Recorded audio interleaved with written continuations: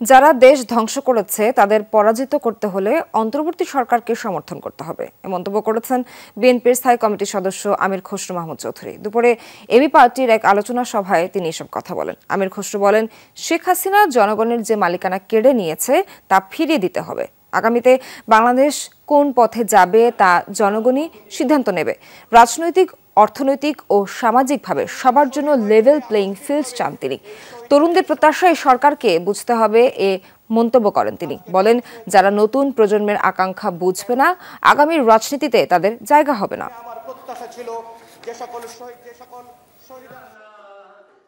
যেই শক্তি বাংলাদেশকে ধ্বংস করে দিয়েছে রাজনৈতিকভাবে, অর্থনৈতিকভাবে, সামাজিকভাবে, সেই শক্তিকে যদি পরাহত করতে হয় জাতীয় ঐক্যের মাধ্যমে যে ঐক্যমত সৃষ্টি হয়েছে সেটাকে আমরা অক্ষুণ্ণ রাখতে হবে।